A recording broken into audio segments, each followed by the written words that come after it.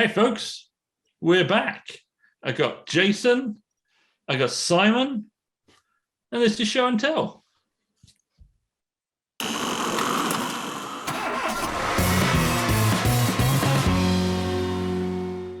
Okay, so this week, we're talking about electric vehicles. But what's most exciting here is that Simon is an electric car person, a literal, actual electric man. Electric Simon. Talk to us about it, Simon. What's it like living with an electric car? Great. Electric cars make sort of perfect daily drivers, really. I don't have an electric classic car. Sorry, folks. I would do if I had the money. But my wife has been daily driving a leased Kia Soul we've had two now. But since 2017, done 50,000 plus miles in electric vehicles. And for the sort of stuff that normal people drive cars for, to get to work and back and stuff, bloody great. That's what you want to do. That's what, everyone will be driving them. Like normal people who buy Corsas and, I don't know, Mockers, strange vehicles like that none of us really understand. They can buy electric cars and have a great fun. As long as we've got a few petrol garages, I'm cool. But Which electric car do you have then, Simon? A Kia Soul EV. Kia Soul EV. Actually, a first generation. Not meaning to bore you too much, but they did a first generation with a 27 kilowatt battery and then a 30 kilowatt battery. In terms of electric cars, they're a little bit outdated because most electric cars now are sort of 200 plus miles of range, and apart from some of the city cars, and the new Kia Soul, I suppose second generation, but third one, has got 250 plus in the same car. So do you find has that been any kind of a problem though, given your daily drive? Because I was thinking about them like way back when I lived in London. I was considering getting a Tesla, actually, ironically, given how much I dislike Elon Musk.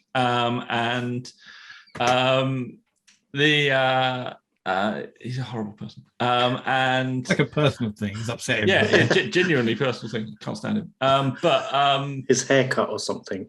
Well, he's just a pillock. Right. But the thing is that I looked at it and I was like, oh, it's only like at the time their range wasn't like what it is now, but it was still quite high. It was like 100. Teslas have always had good mileage. Yeah, but it was like the Roadster.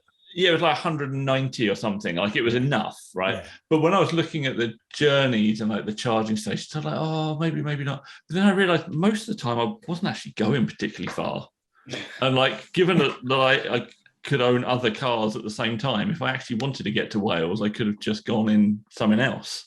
So have you found at any point you've just like changed up a journey, or have you found anything? Could it's a relatively limited mileage car? Well, when I got in the Soul, freezing cold this morning, it had 110 miles of range, fully charged. Because we plug in at night, everyone says, "Oh, what about when you got to get charge it? You just plug it in when you get home. It takes a second, and then in the morning you get in it, and it's full up again." It's like, oh no, this is terrible. It's taken 6 hours to charge, but I was asleep. Anyway, it had just over 100 miles. And it hasn't done anywhere near that today. My daily drive, my driving about weirdly between cemeteries as I do, has. He's a body snatcher. Don't worry about it. I do 20,000 miles a year in my van. I did last year, just driving about. And there's some days when it wouldn't quite be enough in the electric car, but it's fine for my wife who drives about the same. It's on a 15,000 miles a year is what the Soul is leased for, and we use every single one of them. So if you're going to go more than 50 miles away and you want to come back, then you have to think about it. And there's times certainly where we've gone, should we just take my van? It's easier. But then there's other times where we've gone, when my daughter was at drama school in Manchester, we just went up there, we took the electric car because it was so much cheaper. And for the amount of stops that you want to do, and because there's fast chargers on motorways, so you're not waiting 3, 4, 5, 6 hours to charge, you're waiting half an hour, 40 minutes. You just stop off and you have a chilled journey, leave a bit earlier, work out where you're going to stop for charging. The infrastructure, as people like to say, isn't perfect, but it's good enough. We quite enjoyed it. And of course, it cost like £1.20 to get to Manchester and back at the time because it's all free charging en route and stuff. So can't complain about that. That's good. I like the Kia Soul whilst we're here. I think that is a future retro vehicle in both petrol and electric form. I like very cool. Before, when I was doing a bit of research and I discovered there was an electric Soul that no one really knew about, I was really pleased because I had my eyes on Souls anyway. And just quickly, if you wanted to buy a first generation Soul 27 kilowatt or 30 kilowatt, I think about 15 grand will get you in one of those. And that will definitely, you could drive to work all week.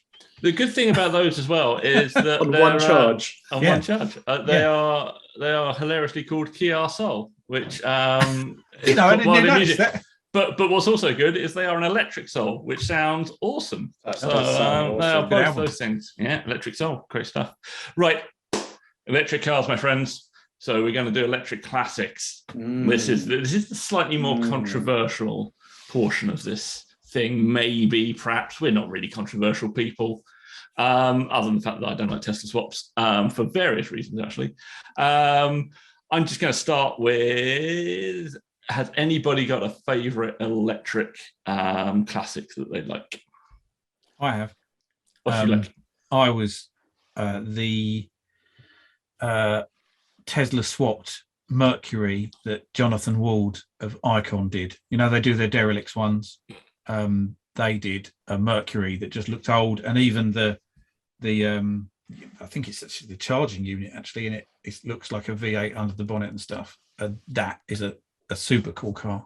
That's nice. Nice. But I quite like, you know, when they do like Ferraris and stuff, as sick as that is. But if you take I'm going to argue with that in a minute. Yeah, but they're taking like the electric classic cars guys.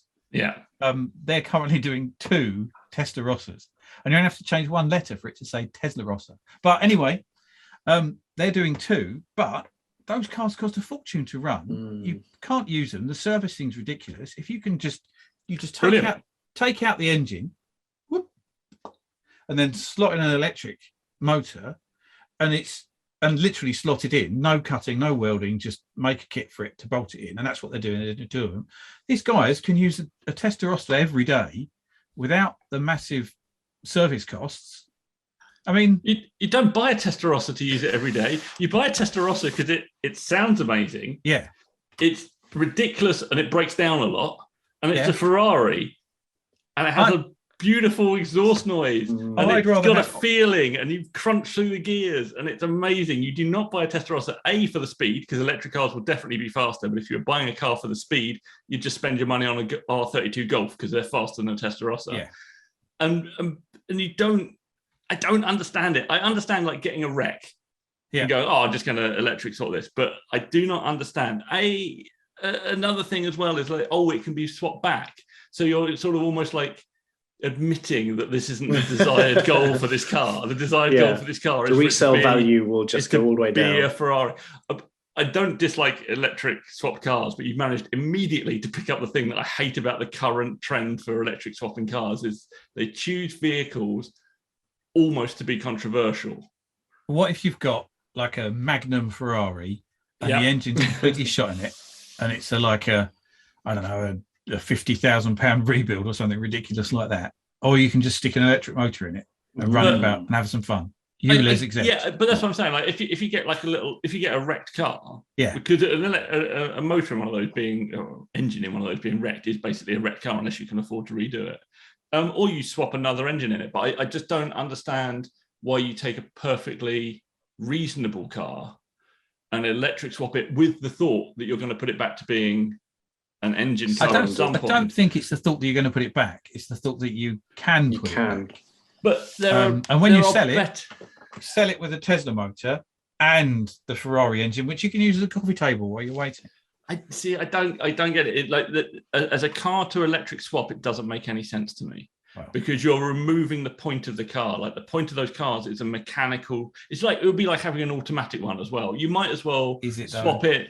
Yeah, because the point of the car? Isn't the point of a Testarossa being a posy git? Isn't that one of the points? If you can cruise around London in a Testarossa without it breaking, then But that's you're- kind you're- of for yeah, some but- people. No, but that's not the. But those people are wrong as well, because that's not the point of a Tesla. Those are the people Testarossa, that are doing it. a Testarossa is a car that you buy as a driver's car. It's one of those purely. It's like taking an Alpha GTV, like the early Alpha GTVs, and electric swapping them. Like they should have like a Rorty 2-liter Webers throaty exhaust. Yeah. That's the point. They're a mechanical driver's car to be mechanically driven, and it's the same with the Ferraris and stuff like that. They're a mechanical driver car to be mechanically driven. And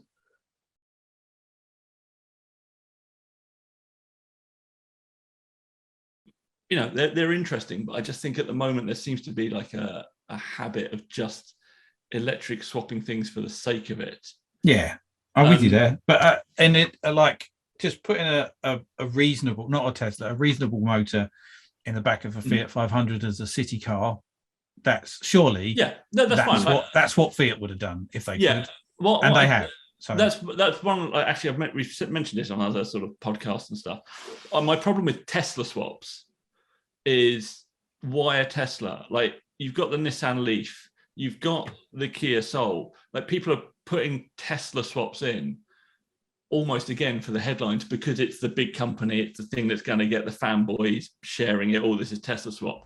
But actually, practically, like the majority of classic cars would do fine with Leaf running gear or Kia. I mean, the Kia Soul battery packs are apparently like one of the thinnest battery packs you can get, and like 110 miles if that's what you get out of it, but with a good amount of grunt. I mean, you could drive that in a Beetle day in, day out, and you're not going to be doing wheel spins and all that sort of stuff. You might be actually, given depending on what your tires are, because they're still quite torquey motors. And that's why that's where my objection to the constant Tesla swaps is. Like if all people ever did was LS swap everything.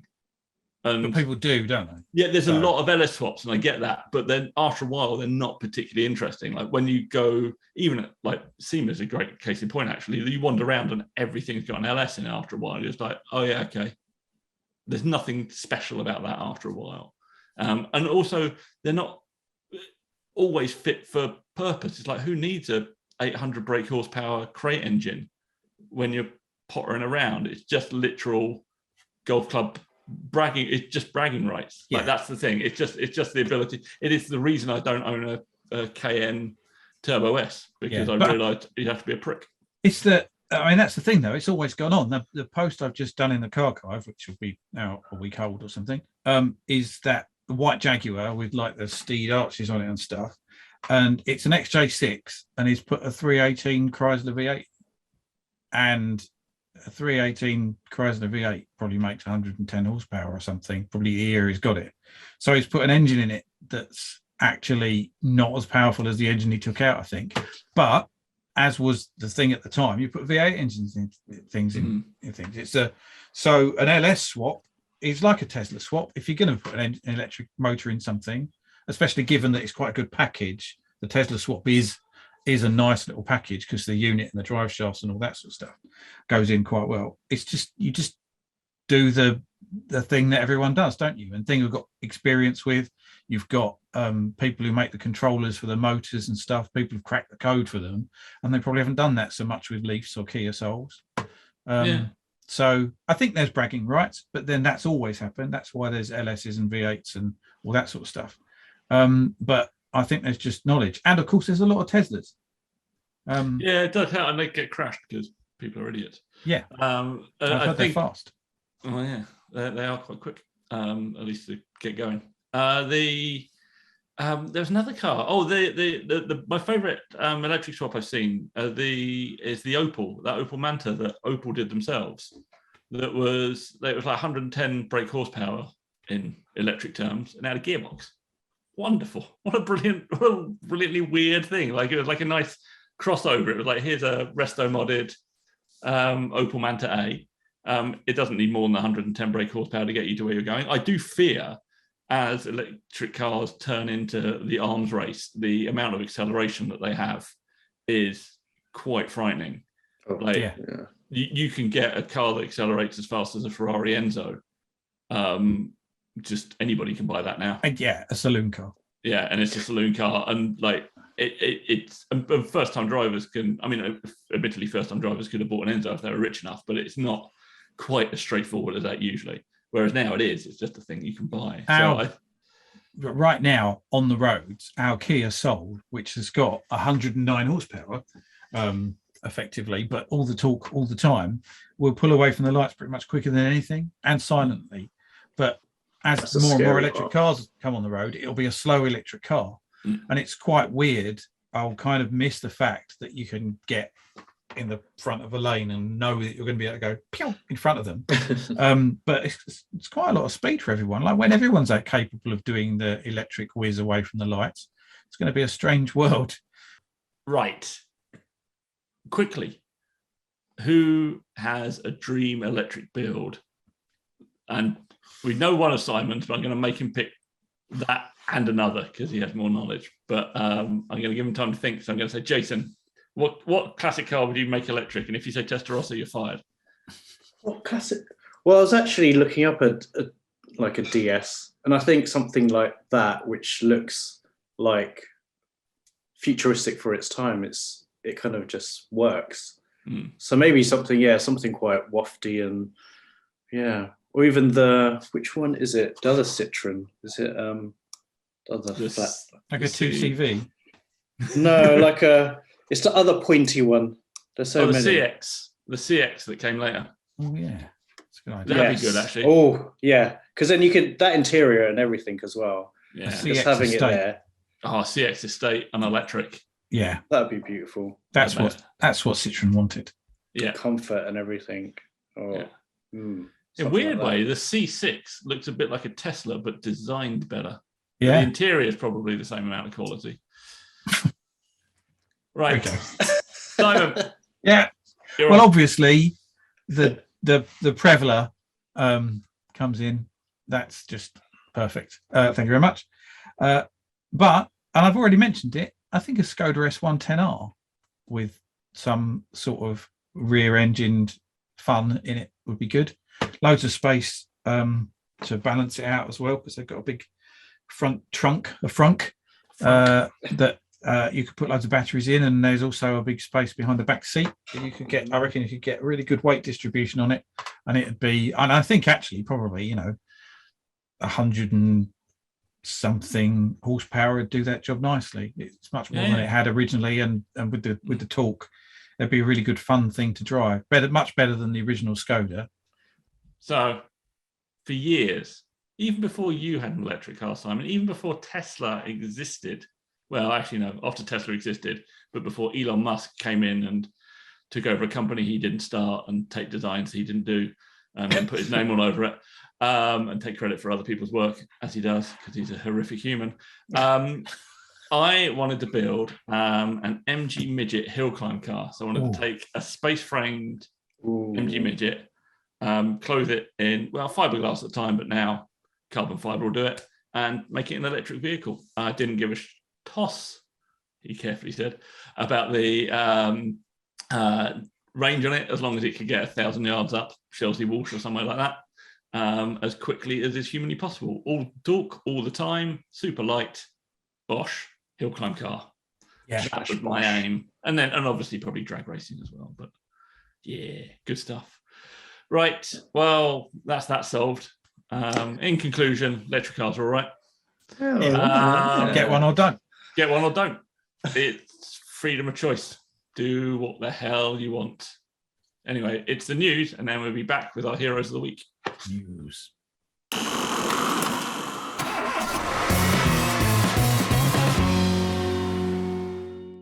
Welcome to the news. Let's start off with some event news. The Furl Hill Climb Revival is happening this year on Sunday the 25th of September, which is the weekend after the gathering, so you are allowed to go to it. It's on the old Bo Peep hill climb, which is of historical interest in hill climbing circles, been running events there for many a year, and it's sort of been on again, off again, and it looks like it's a really good event. There's a video in the comments of their previous event, so yeah, go and check that out down below. It looks like good stuff, so one to add to your diary. We got new car news, which is somewhat unusual for us. The Morgan three-wheeler that we were talking about way back when we started doing this thing, I think in one of our first news items, has finally been revealed. Pictures are probably on the screen as we speak. It looks pretty sweet. Bit of modernising on a classic design. Lovely stuff. Website news, Piston Heads have updated their classified section. It's mainly modern stuff in there, but you can do sliders and make sure it's pre-2000, pre-95 or whatever. Oh, actually, talking of pre-2000 or pre-95, Retro Ride, a website you may or may not have heard of, has just added in a post-2000 Reader's Ride section, kind of in recognition of the fact that when we were doing our budget builds last week, 2 weeks ago at this point, we found that a lot of the cars were post-2000, and that's perfectly fine because they're kind of 20 years old, so they're kind of on the borderline of kind of retro scene type stuff, and they're affordable, which is quite important because car prices have gone mad. Anyway, post-2000 section added to Reader's Ride, so go and have a look at that. There's some good stuff in there, and add your own good stuff. Anyway, back to those jokers, see if they've stopped arguing about electric cars yet. Good news, that. Yeah, it was, wasn't it? Yeah, I tell you what, it was one of my favourites. I've learned a lot. Probably the best. Didn't the host look dapper? Amazing. I thought so. I thought it was much smarter than the other day. At least he had a tie on again. Yeah, God, the other day looked like he'd been dragged through a hedge backwards. Ridiculous. I like him though. He's very serious, that guy. Nah, the guy's a prick. Right, so has anybody got a hero of the week that's not me? I have. Excellent. Do you remember what it is? No. I know I sent it to you and said, that's my hero of the week. And you went, yeah, good hero of the week, Simon. And I went, great. And then I totally forgot what it was. So are you going to show me what my hero of the week was? Yeah, so Simon's hero of the week was the new Minis lowrider mini truck club doing a drive-by. What? With all of their articulating beds articulating. Oh. Yeah, it was some pretty cool stuff. Here we go. Oh yeah, I saw this. This is It's in portrait, nuts. no less. Yeah, the video in portrait makes it to hero of the week. Unbelievable.